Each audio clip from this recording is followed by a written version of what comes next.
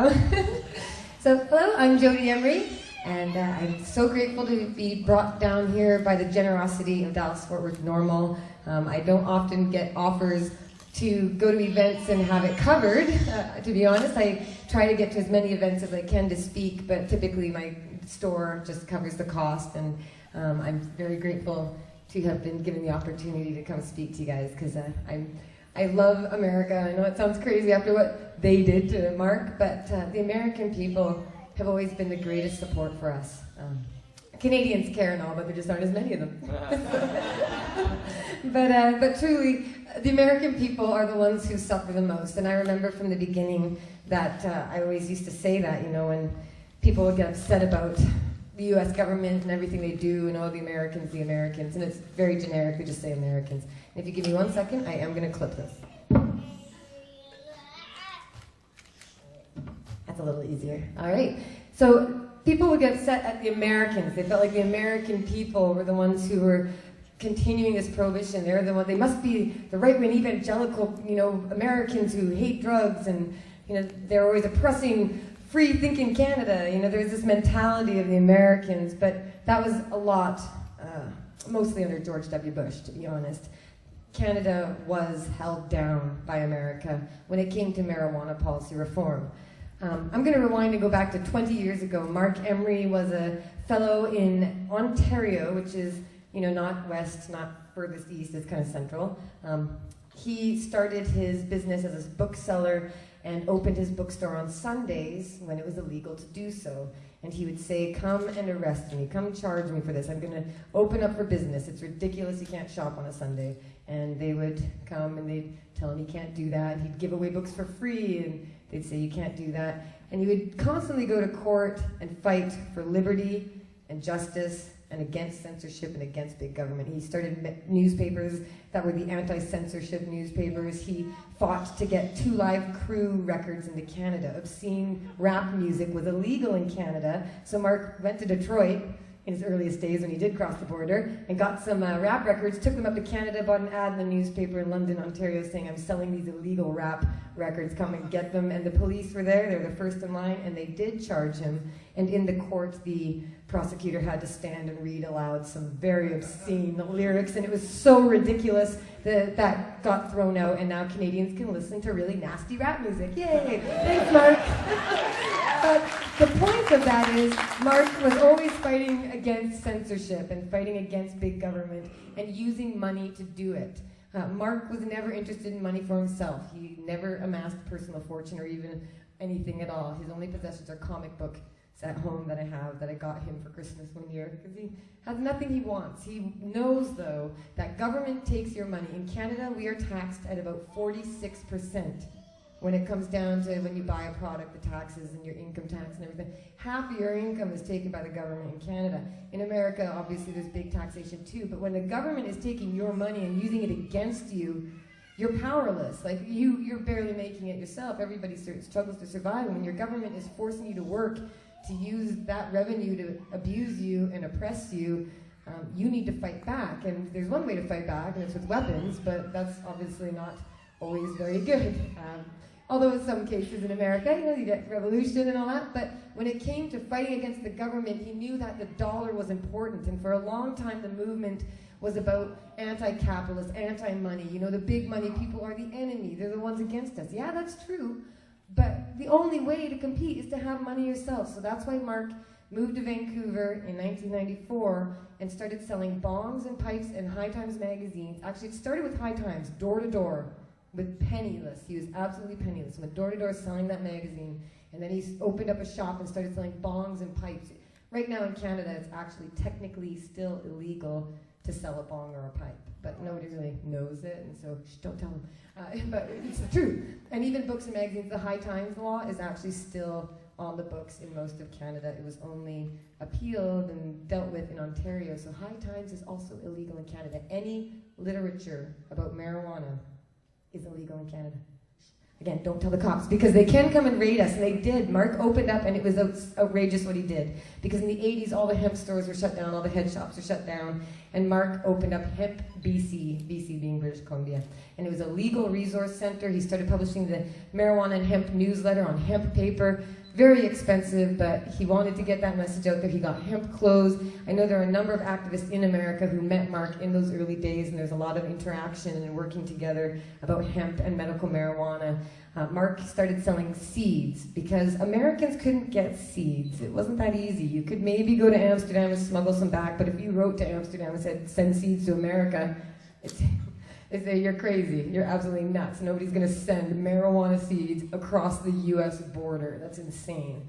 Americans grow their own, of course, very proudly and very well. I'll say that's true. You guys got it good down here. All over America, there's good bud being grown. But Mark decided that seed sales, as a seller of seeds others grew, he didn't produce his own strains. He was just a wholesaler, a bank, Mark Emery Direct Seed Bank. And he said that when you bought those seeds, he would use the money to end prohibition.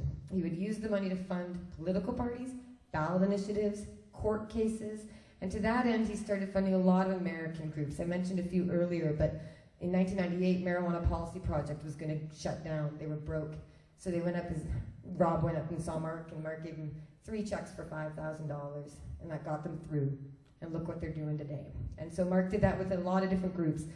There was a patient's class action lawsuit against the U.S. federal government in Philadelphia. I think that was the year 98, 99. Mark paid for 30 very sick and disabled people to be flown to go to the hearing, to be put up in the hotels. There's all sorts of little examples. The global marijuana marches around the world started with Dana Beal and others in New York, but Mark really spent tens of thousands of dollars to make posters for people all over the world. And he sent seeds all over the world. And Cannabis Canada magazine grew into cannabis culture because Americans were reading it and learning how to grow. He started Pot TV, the first video website in the world, along with CBC television in Canada. They were launched on the same day. Amazing, the idea that nobody even could watch internet on the internet, but he was doing it. And from 2000 onward, he spent $250,000 on Pot TV, and that was to educate the people. That was grow shows, political shows. Loretta Nall of Alabama, there's so many activists, I can't even recall all their names, and they would help out, and Steve Covey and so many others, and they would contribute and educate, and we also documented the movement. Because what's really important about any cultural movement is to make sure that your history is not eliminated. So Pot TV and cannabis culture, High Times, every book, every photo, that stuff is so valuable because it represents our culture. So Mark knew that the marijuana movement needed money.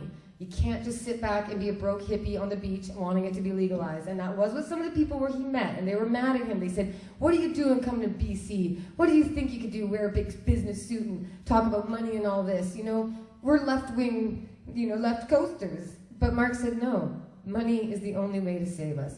And to that end, he raised millions and millions of dollars. So many millions, we can't even keep track of it. I didn't show up until 2004. I was only there for 1 year. I was there for right before the DEA came, and I had nothing to do with it. But it was really terrible that I only got to see 1 year. But I will tell you, there were lineups of people come to that seed office, and they go, Mark, I've got a conference I want to hold. I need some money. He'd say, how much you need? $500. Here you go. Mark, I'm going to make a movie about ending prohibition. I need some money. How much you need? $5,000. Okay, hold on. I'll get you $5,000 in a second because the seed breeder is going to come in and drop off, and then I'm going to get some sales, and then we'll get the money to you. Just sit and wait. There were literally lineups of people asking for help because money matters. Like we've heard here today, money matters. If Normal has no money, they got nothing except the spirit of the people, but that's nothing against the government. The government has your money, and they're using it against you. So Mark knew that money was necessary, but the government also knew. Mark was arrested so many times in Canada by Canadian police, shut down, chased out of town. New York Times, Wall Street Journal, everybody covered him. 60 Minutes. CNN came up in 97. They called him the Prince of Pot. And they covered the story about this marijuana seed seller who was trying to fight a revolution, wearing a hemp suit, trying to be a businessman, running for office, running for the Marijuana Party of Canada. He funded the U.S. Marijuana Party. I mean, again, there's so many different groups, I can't even think of them all. But when Mark was fighting for this, it was about not creating a bunch of followers, and he is a big ego. Mark Emery is a big personality, and people hate you when you're a big personality. You get detractors, that's just what happens, but he doesn't care. He doesn't care what you think. He doesn't, because he knows what's right. And he's been fighting for justice and liberty by using the dollar for all that time. And again, the point of making the money was never for a personal fortune, because you guys know, the federal government of America, if they want your money, they will find it. You know, they will pinch you, they'll dig it up if you've got anything hidden away anywhere. Mark had no car, nothing, no house. He rented, he gave up his leased car. He had absolutely nothing, and in the court they said, yeah, we traced millions of dollars, and they went all throughout the United States to political groups and ballot initiatives, and Nevada, Colorado got $15,000 for their medical marijuana. Arizona, Alaska, I think, had a balance to it. Quite a few of them that didn't even pass. But again, the point was he gave away so much money, it wasn't meant to be kept track of. It was just take this, try and make something happen. And I cited this one example to a few of you here, that I just recently got a message from somebody saying that they're actually working on the real legislation in Florida right now. Like, they're involved, they're there working with the government.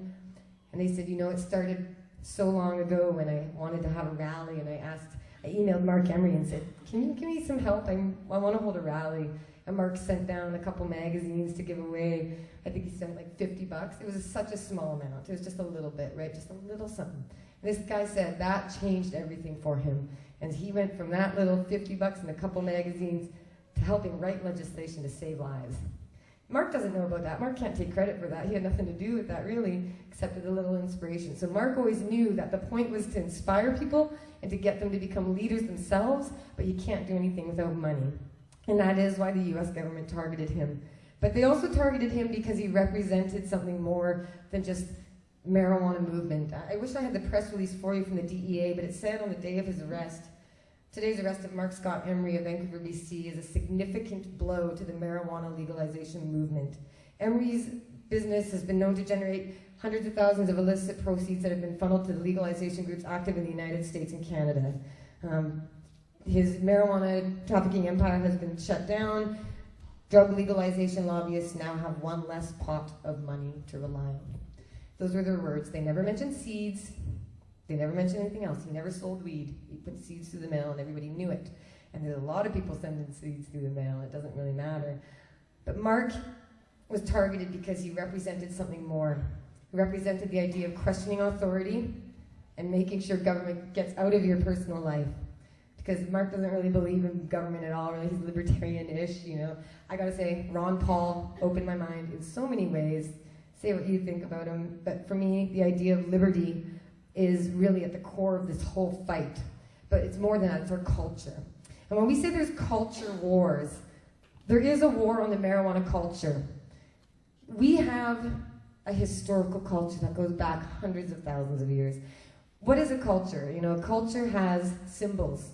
We have symbols, the leaf, 420, even Bob Marley's face. If you're anywhere in the world and you want to find your people, you're going to go find those Rasta colors and a Bob Marley flag. It's true, right? We have our icons. We have our images. We have our rituals. Cultures have rituals. We've got rituals. We all have a process where we roll up the joint, or we put it in the bong, or we have our special piece. And part of the ritual is to always share it. We're always sharing. You always pass the joint. It doesn't matter who's beside you. It doesn't matter who they are. Unless, of course, you think they're a narc, then be smart. But you know, but when it comes to marijuana, people in our culture, the culture is about sharing. It's about compassion. It's about listening. And sure, there are people who are thuggy and tough and rap gangsters, and they smoke pot too. And you got like cowboys who smoke pot, and you got rock and roller, long-haired 80s bands, you know, they smoke pot. Everybody smokes pot. There's no group that doesn't smoke pot. Think about classical musicians, jazz musicians. The only group that doesn't smoke pot are probably like the prohibitionist pot-hating bands, and I don't know where they're performing at the DARE convention of 10 people. So really, the culture, our culture, speaking of music, we've got music. We have music. We have music by people who are straight up about marijuana, but you also have songs by ordinary musicians from way back when, even in the jazz era, they're singing about pot. We've got art. We've got so much art. I mean, come on, Canada's people produce so much art. We have movies. We have language. We have dialogue. We have a history of a cultural use that goes back so long. We can find engravings and old ancient texts. We've got medicinal history. Culture, that's what that represents. What does the government want to do? What do our prohibition suppressors want to do? They don't just want to put you in prison, because, you know, that's easy. They want to stop our ideas. Marijuana is a threat to government because it opens your mind. And that's why there's this interesting push towards, oh, well, marijuana for children that doesn't have THC, why doesn't everybody just use marijuana with no THC? Well, the government likes that idea because THC and getting high has always been associated with the 60s, which has always been associated with anti-war, anti-establishment, anti-government, freedom, peace, and love, and tolerance. That's not what government is about. So for them, the threat isn't that you're getting high. They don't care if it's making you sick or healthy. They really don't. They care that you're going to start questioning authority like I did. If you heard me speak earlier, I went from anti-drug, establishment type. I loved uniforms. Oh man, cops, I loved it. Like, it was like, oh man, you guys look so cool, and you're like uniforms marching together. But then I realized what that represents, and it turns my stomach now because, but I have to make a note there.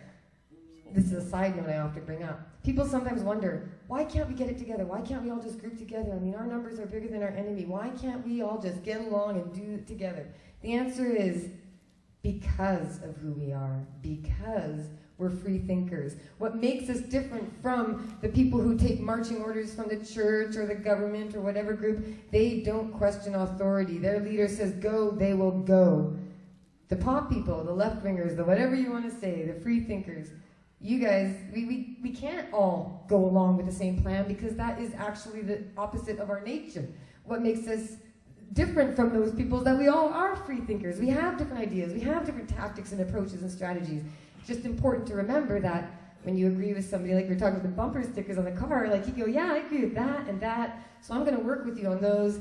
I don't really agree with that idea, but you know what? It doesn't matter. I don't hate you for it, I'm surprised by how many people retweet some of my tweets, and then I go to their page, and they think I'm a conservative, and because they're going off on all this pro-oil and pro-war, but because I tweeted something about big government, they think I'm one of them, right? So the point being, you can find people, you don't have to get along with everybody. I know that, I shouldn't have said that, right? I shouldn't say, because we're all supposed to get along, right? But here's the thing. We're human beings. We don't get along. Environmentalists don't all get along. The black rights movements doesn't all get along. And the women's right to vote, everything, every group, every organization, every cause has division, every family. Even take 3 kids who are best friends. They're not all going to get along all the time. Even if they all love strawberry ice cream and, whatever kids shows are popular these days. Hannah Montana, is that still around? Or no? Okay. No. Or is she trouble? She's trouble now, right? But the point being that, the point is that when you can get along with people, you can work with them. You can sit with the Republicans and talk about legalizing. I can sit with my husband's prosecutor, and he agreed to come to Vancouver and sit beside me and say legalize it. Because we're willing to agree on that. We don't need to talk about what we don't agree with.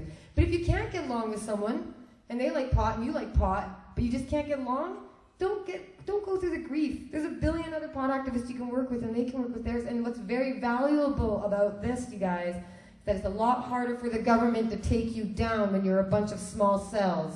If you're one big group, if you're all together, and they take you down, then you're gone. And that's what the DEA thought when they took Mark down. That's why they said in the press release, the marijuana movement suffered a significant blow. They actually thought that they had stopped you guys. But no, they didn't, because you're all doing your own thing. You're doing your thing together at times, and you're doing things separately at times.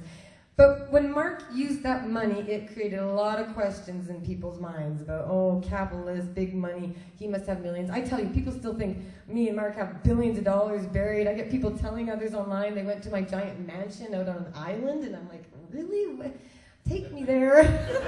I want to go, I want to break. But it wasn't ever about that for Mark, but that blows the minds. In fact, the DEA interviewing his co-accused said, there has to be money. There's nobody ever who sells seeds or gets involved in this industry who gives it all away.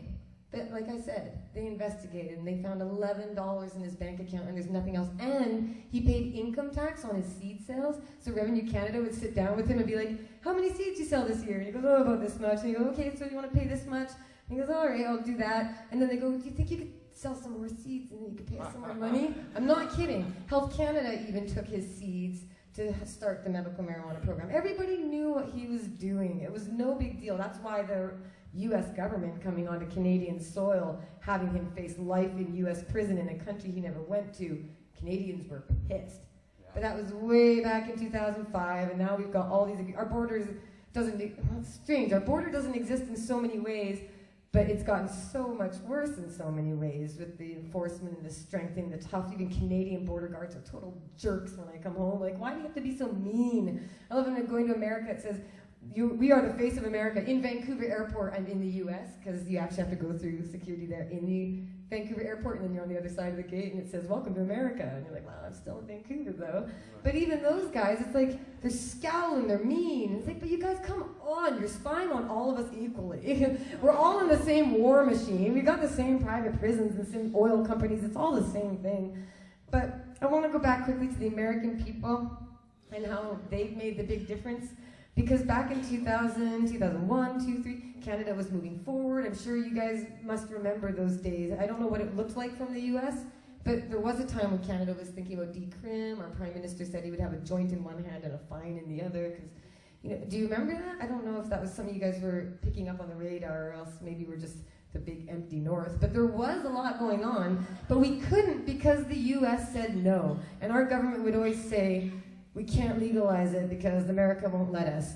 And in fact, in 2002, John Walters, your drug czar at the time, came up to Vancouver to a Board of Trade meeting, all police, all government business, and the outgoing and incoming mayor. There had just been an election.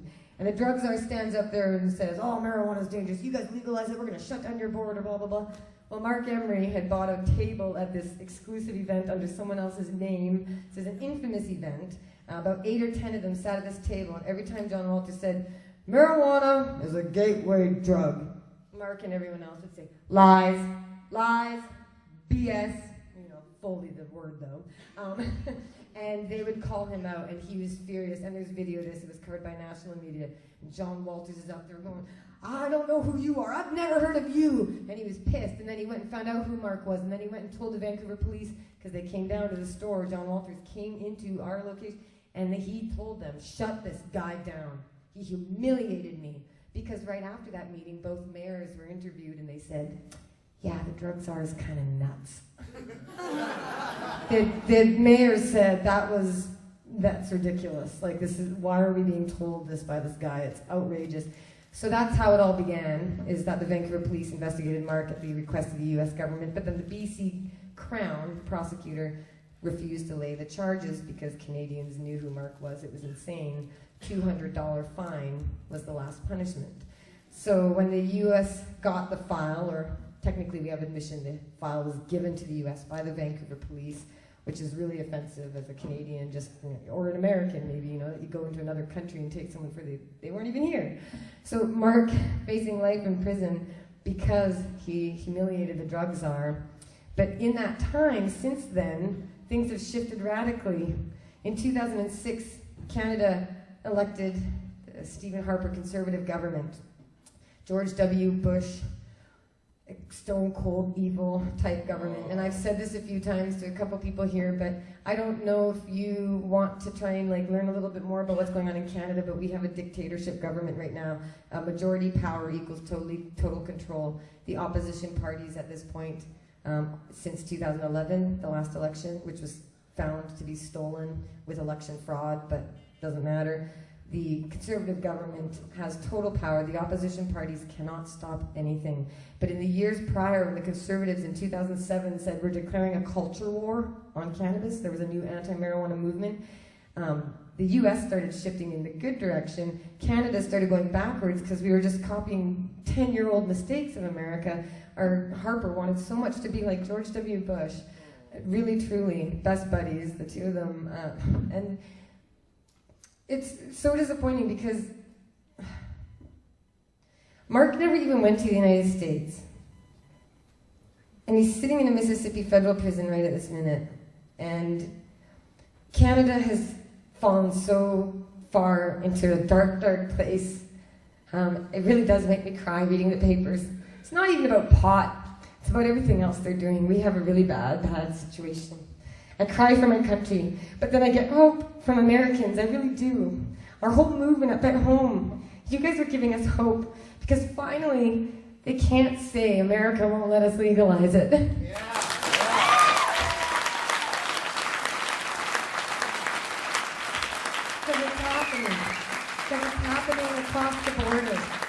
guys are going to save Canada. And I said this a couple times in other speeches at Seattle Hemp Fest and stuff, but I said, you know, the drug war and marijuana prohibition can't end anywhere else except America first, because that's where it started. That's where the drug war started. This is where the tumor is. This is where the cancer is growing out and spreading around the world and causing so much suffering and death into the far reaches of Afghanistan, where families are dying because their crops are being destroyed. I mean, there's so much harm, but it comes from the tumor of the drug war in the center of America. And it's funny how Colorado actually, isn't that like right in the center of America? You know, and Mark started selling seeds 20 years ago to Americans, and he said, take seeds, give me the money, I will give it back to you, and help plant the seeds of freedom to overgrow the government. Yeah. Yeah. And the seeds of freedom are not just the seeds in the ground that free your body from pain, or free you from having to visit a dealer, or free you from supporting cartels. Those seeds are also the seeds in your mind, the seeds, the ideas of freedom that people are planting and sharing, and it's going so far in so many places. And Mark, the mission is accomplished. We're not there yet. We can't yet reap our harvest and enjoy the big pot party. You know, not yet, because there's still so much work to do. But when Mark set out 20 years ago, there wasn't even medical marijuana in California. There was nothing going on. Canada had no medical marijuana. We had nothing. But with those seeds being sent to Canadians and Americans and people all over the world, by the way, all over every nation on this planet got seeds, even the crazy ones you wouldn't believe. Yeah. But they went everywhere. And you guys took those seeds, you planted them, you became leaders yourselves, you inspired other leaders. The movement is not one candle flame that can be snuffed out, and it goes on. Even if you take that one flame and you light another candle, that first flame is no smaller. The second flame is no smaller. And those flames can both light up other candles, and each flame burns bright on its own, but from a source, but also as a source. And that's what inspiration and leadership and all of that is. And Mark didn't want followers, he wanted leaders. He wanted people to go and do their own thing, and they did, and you have. And now we're seeing so much reform. Like Canada has medical marijuana, but they just dismantled the program. Every single plant is illegal in Canada now. Every single plant, even for patients who have been able to grow since 2000. With Terry Parker case, there's all these cases, and the right to grow your own medicine has been fought for years by patients in Canada, and the courts kept saying the government isn't providing access, and the government kept saying, well, we don't want to, it's not medicine. And so people kept saying, and the courts kept saying, but you have to, there's suffering. We have something like your Constitution, we have rights. We have a it's not a Constitution, what is it? It's a Bill of Rights, I think. We have a few different documents, but the courts kept saying the government is not meeting the needs of the people, you have to. So the government just finally decided, okay, you want us to provide access? We're just going to get a bunch of companies to grow massive amounts of marijuana behind big secure walls and cameras, and they have to go through background checks. It's really quite a process. But there's your system, and now you don't have to grow because we're giving it to you. But the reason this was passed was because the conservatives had the police constantly saying, we're raiding all these grows and they all have licenses. We go and find this grow and they have a license. And they hate it. They hate it. The government hates marijuana. They hate marijuana more than they hate any other group, and they hate a lot of them. But they hate marijuana. And they hate me because I actually occupied his office in Calgary and took over, and we went inside and rolled joints and waved the flag and got news attention. And Stephen Harper has a mug on his desk with the American federal government seal on it. That's where he puts his lips every day. It's true. I have video on the internet. You can go find it. But the Stephen Harper government hates marijuana, and this new program that they've introduced eliminates every plant across the country. Right at this moment, there are a few patients who have the right to keep growing under an injunction of a court challenge, blah, blah, blah, blah. But we still have a lot of fighting, and now we have mandatory minimums for pot. Texas tried to warn Canada. Texas itself said to Canada like 2-3 years ago, because this bill was introduced so many times under a minority government, and the opposition parties could stop it, but now that we have majority government, and the opposition parties can't stop anything the government wants to do, it's just straight dictatorial power by, like, seriously guys, look into this. Right now, the majority government of Canada is a fascist dictator who's dismantling our entire country, shutting down all the environmental services, shutting down all the national libraries, silencing every federal scientist, I could go on and on and on and on. And the military-industrial complex, and the prison expansion in Canada has been insane in the last few years. It's sickening and it's terrifying, and I'm watching this. And even America kept saying, in Texas again, specifically said, the right on crime groups, Newt Gingrich stuff, they're saying, Canada, we're repealing our mandatory minimums. It's really expensive and really stupid. Yeah. Our government doesn't care. They don't care. They want to punish. They're punishment fetishists. And they also have friends in the industry. And those mandatory minimums have now become law, so that if you grow 6 plants, you automatically get 6 months in prison, even if you're on your one last dying breath. The judge has no choice. If you're renting your house, 9 months automatic minimum. You near children, that makes it a year. We are going to see tens of thousands, or maybe it's just thousands, because we're a small country, but we're going to see a lot of Canadians going behind bars. And what's even worse is that asset forfeiture has now become so popular, so there aren't even charges being laid. Regular, ordinary women growing a couple plants in their house are losing everything with no charges laid. That's insane. And it's happening in Canada, and it's getting worse. But that's why America offers us hope, and that's why it's so exciting that 20 years after Mark started, 20 years, you guys took the seeds, you planted, you're overgrowing, you're organizing, you're making it happen, and so that, he had to go away in a way. 2005, when the raid happened, that's when a shift happened. 2009 is when he agreed to a 5-year plea deal. In 2010 of May was when he formally got taken across the border. But in that time, it was kind of like, you know what? You want him, America? You want to take the Prince of Pot and put him in the belly of the beast and have him oversee and see it spring up around him? Yeah. Let's take that DEA press release and just throw it in their faces and say, the significant blow, I think it's the DEA who suffered the significant blow. The mission is not yet finished. You must keep planting the seeds of freedom. You have to keep overgrowing the government. Growing being the key word, because we are not violent overthrowers. We will just overgrow. And Mark is very proud. The map showed on the day of his arrest with one of those federal agents with a little leaf in each state and arrows coming out of Vancouver, BC. So every state, the tentacles of the Emery Empire have reached into every state, they said. There's 3 people, one sending mail, one sitting at a desk, and Mark Emery on the internet. That's your enterprise, right? But again, it's so heartening to see it's becoming a reality. 22 states with medical now. How many states with decrim? It was like 19, I thought. And now you got legalization. Things are happening in Canada now. Our government, they're still going to oppress us, trust me. But it's a lot harder for them at this point because, obviously, right south of Vancouver, 45 minutes from my home, next month I could go to one of 300 pot stores in Washington State that they're going to open on the month of Mark's release. And to know that Mark is going to come home to Canada completely scot-free. I'm very sorry, I'm running long, I know I am. But Mark is going to come home completely scot-free. He has no restrictions, no drug testing, no nothing, which is great, but your government approved him to be transferred home last year, but our government refused to transfer him home because they wanted to be jerks, even though they could have punished him more. But funnily enough, then your government wrote to Mark and said, sorry, we can't send you. Your government won't take you. It's like, then your government is sending him notices saying, you're here without a visa, you gotta go. It's like, please, let me go. So Mark is just like waiting and waiting, and trust me, I promise, we are going to get our political revenge against our government. You bet. We are. Because their evil is no match for the power of the people, and they took my man. They made me a victim. And I never cried about it, and I was never sad about it. Well, I was on TV a few times crying, and the first week he was gone, I would curl up with his laundry and cry, and then it lost his smell, and so I had to wash the final load of laundry.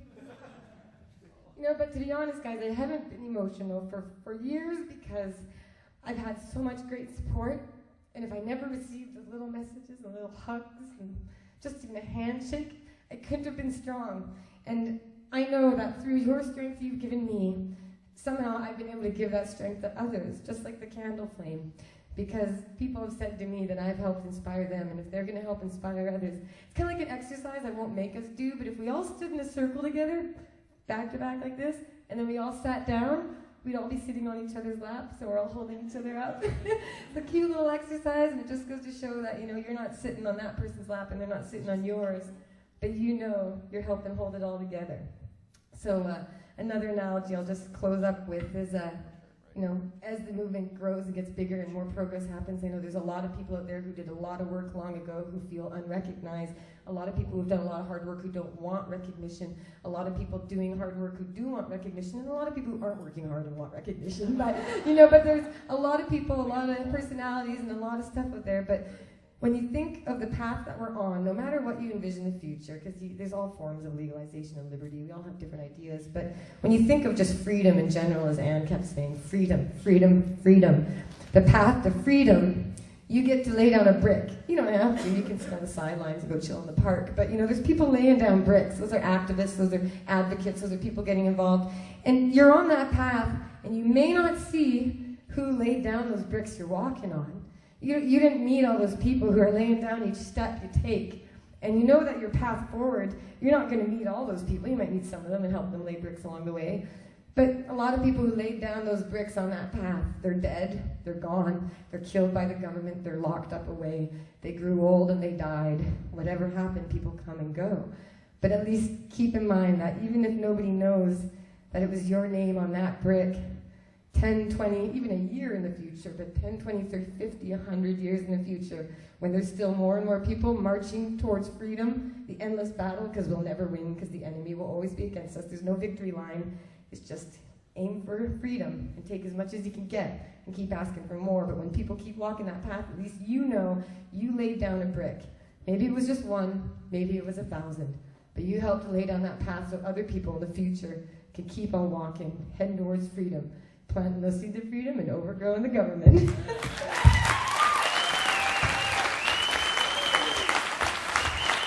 I'll wrap it up. Thank you so much, you guys. Thank you so much for having me here and for your passion. You guys are in the heart of the evil. You guys are working the hardest. You suffer the most and you fight back the most. Keep it up, please.